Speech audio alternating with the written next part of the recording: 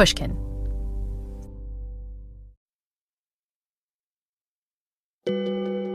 Happy holidays, Happiness Lab fans. This is supposed to be the most wonderful time of the year, but many of us kind of wish December came with a survival guide. Which is why we asked you to tell us all your holiday stresses, so that I and my special seasonal guest, actor Rainn Wilson, can help find some solutions. You probably know Rainn from Dwight on The Office, or his countless other acting credits.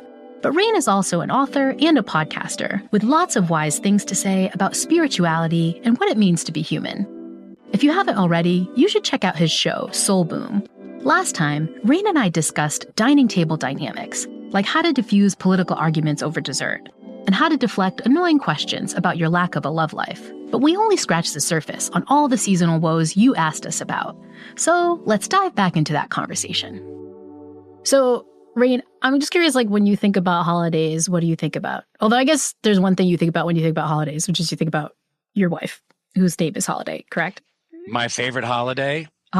Is Holiday Reinhorn, my wife. So during the holidays, I'm thinking about a holiday. But listen, I'm a member of the Baha'i faith. We have our own set of holidays or holy days. But I also grew up celebrating Christmas with big parts of my family, and I have positive memories. My favorite holiday is Thanksgiving, because I feel like if you can put the thanks in Thanksgiving and really just enjoy eating together and connecting over a table, it's incredibly powerful. But yeah, I have good experiences and pleasurable thoughts, but I know it can be fraught for a lot of people. Okay, we're going to have interesting conversation, because my instant reaction about holiday is not that it is awesome. It is okay. You say the holidays are coming, and I feel my cortisol levels going up a little bit, and my stress hormones. And yeah, I'm not a winter holiday fan. I'm a Halloween girl. I like the costumes. I like the spooky. Nice. I like the candy. Thanksgiving's fine, but the winter holidays, yeah, my stress levels rise. So I'm going to need your help here. You got it. Here we go. Okay, gift giving. Holidays feel like a time when we're supposed to be giving people stuff, and it means that we sometimes get sucked into the consumerist culture that makes us feel kind of crappy. And this was something that Rachel brought up. She noted that her holiday happiness sucker is the stress of gift giving. How much to spend? Is it a good gift? Do they actually want it? Who do I have to buy it for? Feeling shame or guilt if someone got you a gift and you didn't match the gift. How can we get past the consumerism in the holiday season? And I think the answer, correct me if I'm wrong, Rainn, but I think the answer is not princess unicorns in the office. I think that's maybe not the answer. Is that right? I was actually going to say that it is exactly the answer. Because if everyone just gave each other princess unicorns, the world, no. Princess unicorn dolls is for anyone. Office fan, unicorn fan, princess fan, toy fan. It scratches every itch. For those who don't know, an episode of The Office in which Dwight is buying up all the Princess Unicorn dolls because they're the hot toy of that year. And it's the catchphrase is, "My horn can touch the sky." And it's a unicorn girl with a big horn. I think you can actually buy Princess Unicorns out there. I think they market them. But yeah, I think it's a great episode and a great stocking stuffer. You know, one thing that drives me crazy, Laurie, is the pressure to bring something over when you go to visit someone or to have dinner with them. You've got to bring a bottle of wine or flowers, maybe chocolates, or something from your garden or a little plant, right? But those are, and why do we do that? We don't have to do that. I don't like it. When people show up here's wine, I don't drink. Here's some chocolates. I'm trying to lose weight, Here's some flowers. Great. They'll be alive for 4 days, and then I got to throw them out and dump out the stinky water. Why do we keep doing that? I know you don't go through this, but this is on extreme overdrive in the holidays, right? Yeah. Where families try to one-up each other, and they're really worried about that. And so, yeah, given that you experience it in the context of the going over the folks' houses for the gifts, how do you deal with it? One of the strategies I like to tell people about is to try to get back to the best kinds of gifts, which are your presents, maybe a fun experience, curiously asking someone deep questions about their lives. Those are the things that are going to make them feel much better than a pair of socks or, a new gadget or something like that. So getting back to the reason behind the season, as cheesy as it sounds. The reason behind the season. I love that. Yeah, I think a framed photograph is always good, and you can get maybe even a photograph they sent you throughout the year or something like that. Get it, because a lot of people, we have these libraries of like 15,000 photographs in our photo library that we only occasionally pop up in memories. People rarely stop to get them kind of printed out and put on their shelf. So I'm just bonus. I'm not really dealing with the psychology behind it, but bonus, a photograph is always a great stocking stuffer. And the beauty is, I think, relative to other gifts, relative to like, I don't know, an iPhone or a trip to Europe or something, it's actually pretty cheap. Yeah, pretty cheap. And that gets to a different thing that comes up in the holiday season, which is the stress of finances. Partly about gifts, but partly about, having the best holiday presentation, how much food you buy and all this stuff, traveling to visit family members. This can be a time when people are feeling like they just don't have enough. Any advice for kind of that crunch feeling where you're like, I just feel like I don't have enough money right now? Yeah, I mean, I think that if you have to cancel, I think that that's fine to take care of your finances. And I just think on the family's part, we have to always be very cognizant of like, what percentage of someone's salary or savings are they doing? Because flying has gotten way more expensive, by the way. I don't know if you've noticed it, but you used to kind of be able to fly anywhere for like, $200, $400, $600 to kind of get anywhere. Now it's like double, triple that. It's a big investment. So we have to just be very sensitive to where people are financially.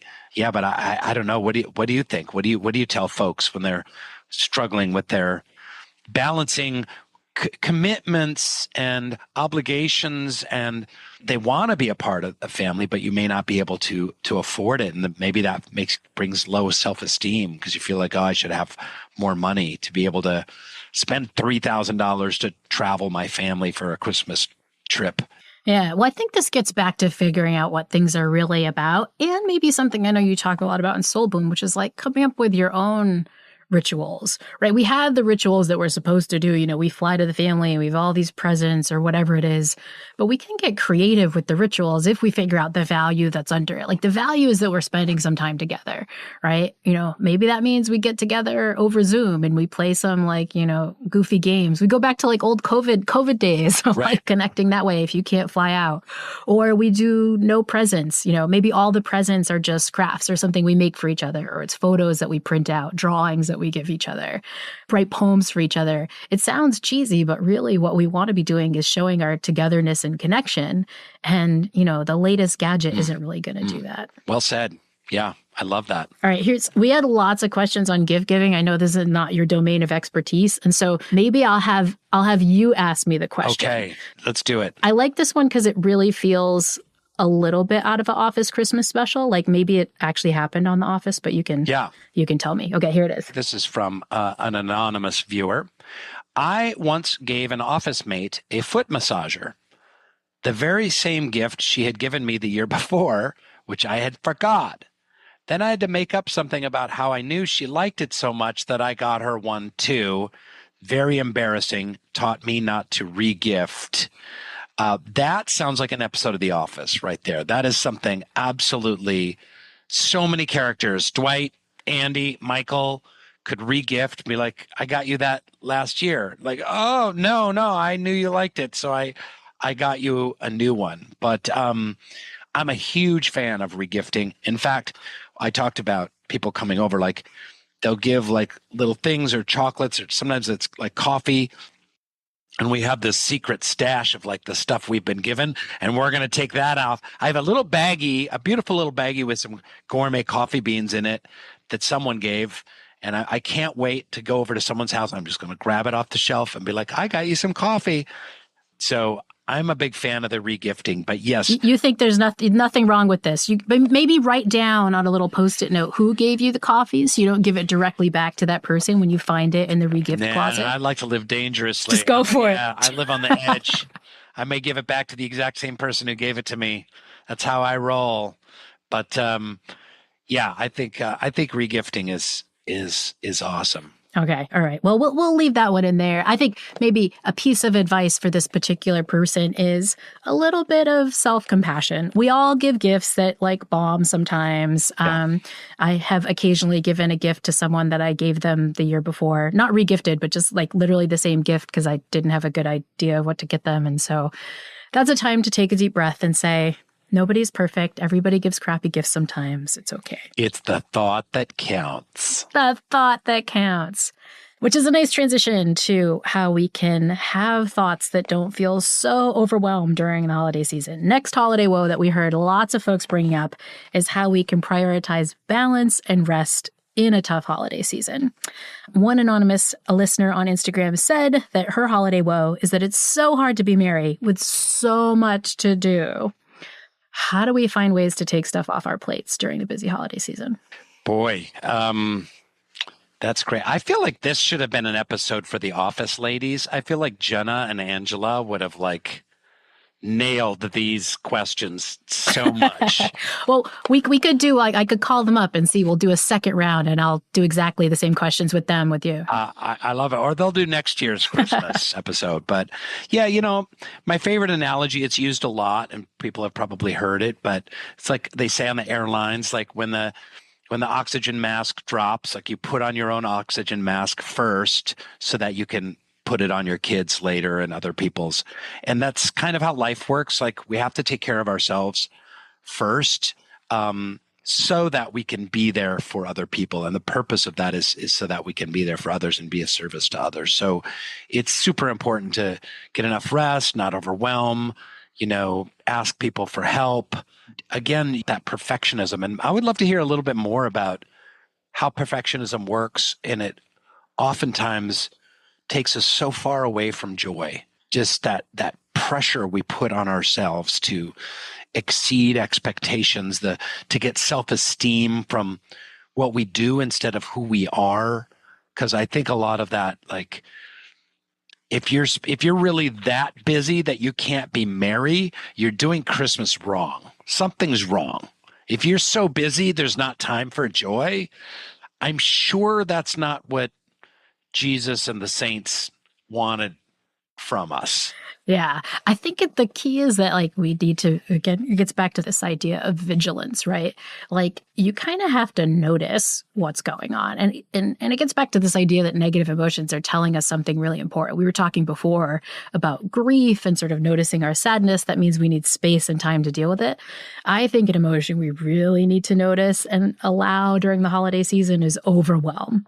Like, when you're baking the cookies and you're slamming the sugar around, you're like, like that's telling you, oh, this is a signal, like the tire, button coming on in my car. This is a signal that my, overwhelmed tire light is coming on and I need a break.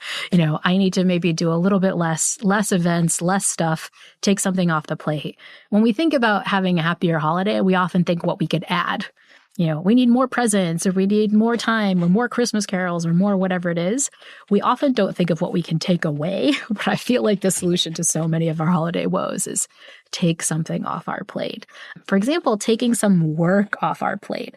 This was something we heard a lot, which is that a lot of people have a hard time being merry in the holiday season because they experience a lot of work stress. Yulia on Instagram says, "Hey, I saw your post about the holidays. Here's my woe. It's hard for me to stop and settle into a relaxed rhythm without thinking about work." Any ways that you can fight workaholism in the holidays? That you're settling in with the hot chocolate, but back of your mind is like, you have to edit that podcast, Rainn. Or like, there's emails in your inbox. Who's going to answer them? Yeah, I think that workaholism is something that has to be unpacked. So it often comes from kind of a most overused word of the decade, trauma. But there oftentimes is a trauma component to workaholism of like, I'm only going to get love by accomplishing. Yes. And not only that, I've got to accomplish a lot, not just accomplish the regular amount. I've got to accomplish more than anyone else. And that is going to get me love. It's going to get me noticed, get me acceptance, get me embraced, get me complimented. And if that is the case, that's going to take a little work. That's going to take years, not months, to kind of undo about It's kind of like, it's similar to like a deprivation mentality. There's so many people that grew up poor and they just feel like they need to earn in order to survive, even though they've got plenty of money. But like a kind of a panic sets in. It's like the old stories about people that grew up in an orphanage, but they're living in a multi-million-dollar house later on in life, but they still hide cookies under the mattress. And this is a phenomenon. This actually does happen, where there's a feeling of safety of having that cookie under the mattress. So workaholism, a deprivation mindset, these are kind of cookie under the mattress moments. And you've got to go back to the beginning of like, hey, where did this come from and why? So sometimes it's hard in the holidays. You just got it's the end of the year. You got a lot of stuff to do, and it's just how it shakes down. Being prepared, planned, say, here's going to be my work days. Here's the days especially with phones and emails. I took email off my phone. Nice. Because I feel like, I could check my email 3 times a day from my computer. I don't need to be checking my email, Laurie, 20 times a day and getting back to people. I always feel this compunction. I got to get back to them right away. The itchiness. Yep. Yeah. It's like I can slow it down. 5 p.m. I'll get on. I'll respond to 3 or 4 emails and then move on. But, we've got to unpack this workaholism, see where it comes from, and recalibrate to feel like I am enough. I'm going to have enough self-worth. I don't need to accomplish so much and be so perfect in order to get love. Yeah, this is great because there's 2 pieces of advice in there. One kind of local for the holidays and one broader. Local is do little silly hacks to get the work out of your holiday celebration. So if that means just deleting your email app just for, 1 week in December while you're home with the family, great. And then it'll make it a little bit harder. Give yourself a little bit of friction to go to the normal itchy finger, check your email or jump into work. That's the kind of local. And let me say part 2 of local. Another thing that really works, because I am a phone addict. Okay. Straight up. Phone on a shelf. Elf on a shelf? Phone on a shelf. Yes. For your holidays, here you heard it here. Phone on a shelf, folks. Phone on a shelf. Have your phone. Don't worry. Just put it up on the shelf. Have it not in your pocket. Interact with people. You feel that itch? Just go over to the shelf. You can check it real quick. If you want to take a photo, go get it. Take the photo. Put it back. But this will reduce, I don't know what the data is, but for me, when I do something like that, I would say I'm interacting with my phone 10 times less, but I'm not missing out on anything. Yeah, this is the sad thing about human psychology is how easy it is to put in a little bit of friction. Like, it's not like you put your phone in Antarctica. Like, it's just on a shelf. Or a safe or something. Or a safe, you have to crack it. No, it's just on a shelf, but just not being in your pocket, in your hand, right next to you on the dinner table. It just makes it a little bit trickier to go for it. And yeah, you'll just use it a little bit less. So phone on a shelf, hashtag phone on a shelf 2025. There you go. Hashtag phone on a shelf. My wife and I used to host these like kind of youth events when my son was a teenager and preteen. And we would always have a basket and all the phones go in the basket. And because a bunch of 15-year-olds doing activities or playing games or what have you is so much better when they're not just on the phone documenting everything, looking all the time. And maybe families can do that. Can you have over the holidays, you find a great deal more connection and mental health by putting phones in a basket or kind of say, hey, for this dinner, I've got a basket. Everyone, let's put your phones. What do you think? And you could decorate the basket. It could have little pieces of holly or menorah symbols or whatever your own faith tradition is to put the phones in a basket. Or characters from like One Flew Over the Cuckoo's Nest because it has to do with mental health. So, deranged human beings and say, we're not going to end up like these people. We're going to put our phone in a basket. But that might be something you want to communicate ahead of time to say, hey, for our Christmas dinner, I have this idea. What if we put our phones away and not just in our pockets, but away? We got off track here a little bit, but there was something else you were going to bring up. Oh, but there was the meta point, which I love, which is workaholism, you're not going to solve it between, December 24th and December 26th. It's a bigger issue that you need to process some trauma and so on. And I think this is a broader point for everything we're talking about here. Like, some of our families have some deep-seated stuff. Some of us are going through some grief that's really hard. Some of us are navigating lots of perfectionism beyond just the holiday dinner table. Take a breath. You don't have to solve everything over the holidays, but noticing those moments of frustration, noticing the pain points during the holidays gives you a nice checklist of things that you can pay attention to in the new year when you get a little bit of a breath later. So it's kind of, if your tire light comes on, you don't necessarily have to immediately screech off the road and deal with your tire light then, but you kind of take some time to put it in the queue to deal with later. I think when these holiday woes come up, it's often a great signal to us that, like, hey, this is something I might need to pay attention to down the line. You make a great point here, which I think encompasses all of the questions we've been talking about, which is like, what needs to be handled over the holidays and what needs to be handled over the 11 months or 10 months that aren't the holidays? Yes. Whereas, like, wow, I am a perfectionist, or wow, I'm a workaholic, or wow, I feel lonely when I'm in groups, or, I feel a pressure to have the perfect gift, or whatever it is.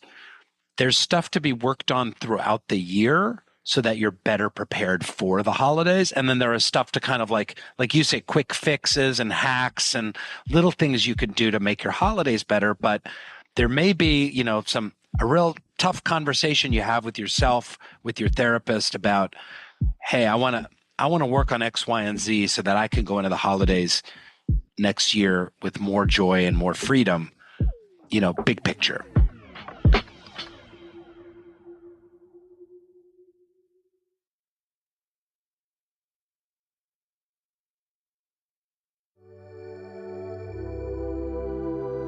We now get to our last set of holiday challenges that we all need to do better about. And this is why I'm especially excited to have you on the show, because our last holiday challenge is ways that we can create more meaning and joy. And I think you, of all the people I know, have had some of the best insights into what we can do to deal with this crisis of spiritual meaning that we have all the time. But I think this comes out a lot during the holiday season. I know Soul Boom talks a lot about what we can do to fix our spiritual crisis. Any soulful ideas, rituals, strategies we can use to feel a little bit more spiritually connected during the holiday season?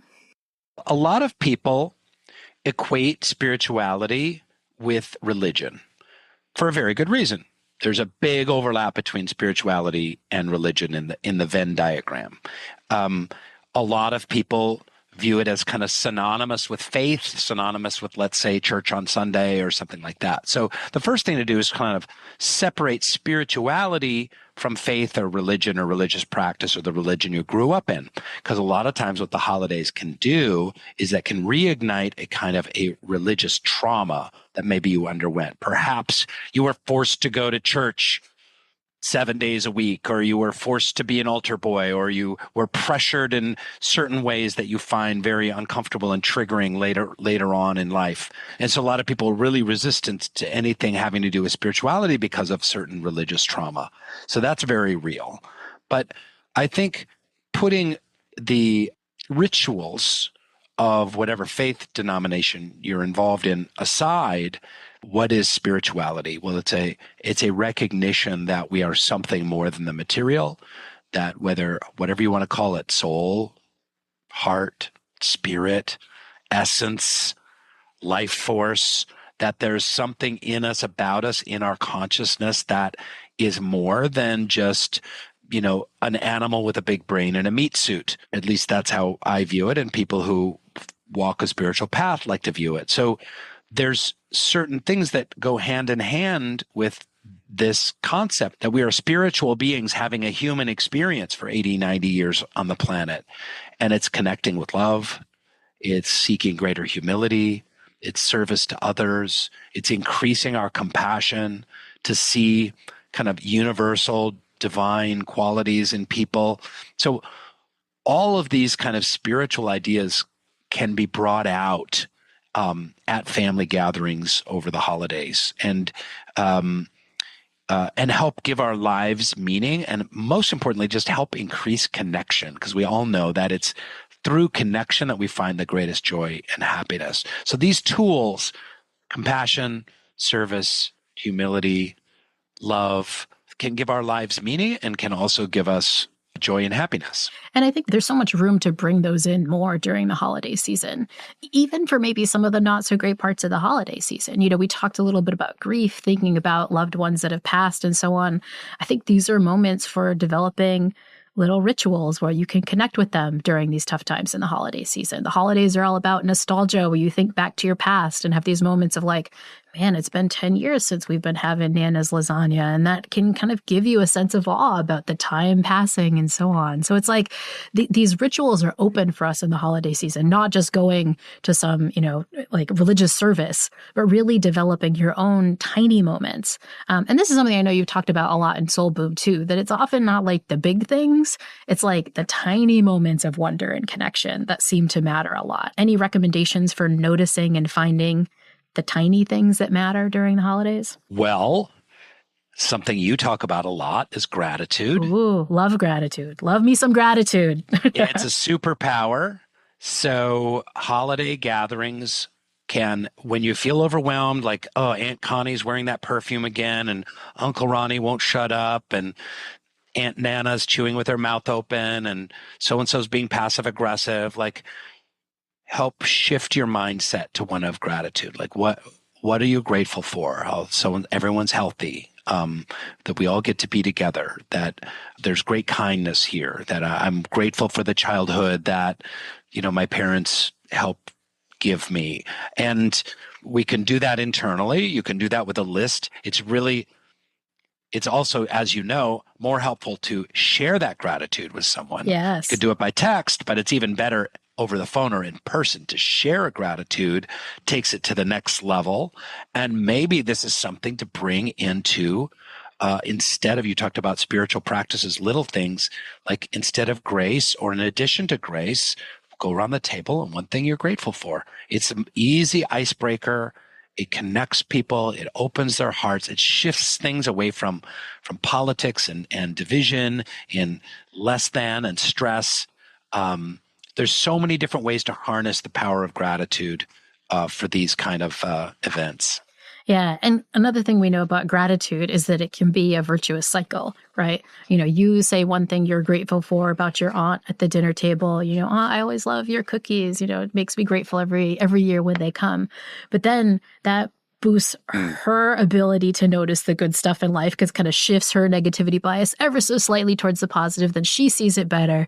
And so you can develop these spirals during your holiday get-together, where if you seed some gratitude early on, it makes it easier for other people to find gratitude and joy later. The last thing I wanted to end with, which in theory should be part of the holiday season, is our sense of awe and wonder. So often during the holiday season, I think we want to get certain positive emotions. We want to eat delicious stuff and feel good that way, or we want to get a good gift or have surprise. And I think one positive emotion that's really available to us that we forget is the power of wonder during the season. Any advice for how to get in a little bit more wonder during the holidays? Yeah, I just got to meet Dacher Keltner, who wrote the wonderful book called Awe. And the number of health benefits and psychological benefits to feeling awe and wonder are legion. And it usually and can start in nature. And it can, again, be another precious point of unity between people who are feeling like politically divided or overwhelmed or what have you. Noticing a hummingbird or a tree or growth of the moon or the stars. It's a powerful emotion, and it actually increases your health. And just like gratitude, and by the way, gratitude is something you can just express. You can have a secret agenda to express gratitude. You can be like, hey, Aunt Connie, I'm grateful. Every year you make your brownies and you bring them, and they're just so delicious. I'm really grateful for you bringing your brownies each year. It could just be that simple, can change someone's whole day. And awe and wonder go hand in hand with curiosity. And expressing those can have the same effect. I love your idea to get a little bit more nature in. I feel like I do this a little bit when I'm off in the Midwest for the holidays. Just take a little walk outside and look at the stars. It's often very cold, so, bring your hat and your mittens and all the things. Yeah. But just like these tiny moments of experiencing nature, even in the midst of a busy, busy day, it can really slow you down and give you that sense of awe and wonder.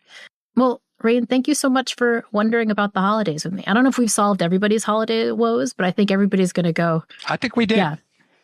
I think we solved everybody's holidays woes. A happier holiday to all, and to all a good night. Is that the saying? I forget. Something like that. And to all a good podcast, Dr. Laurie, Santos, and the Happiness team. It's such a pleasure to see you again and speak with you. And what a wonderful service you're providing. Some holiday inspiration and guidance at one of the most stressful times of the year. I hope my conversation with Rainn Wilson shared at least one piece of advice that will help you have a happier and more restful holiday season. That's all from the Happiness Lab for 2025. But not to worry, because 2026 is just around the corner, and we'll have some advice for making your new year as happy as possible. If you've been feeling stuck lately, you're in luck, because this January we'll be back with a whole series on ideas for getting unstuck and moving forward in 2026. That's all next year on the Happiness Lab with me, Dr. Laurie Santos.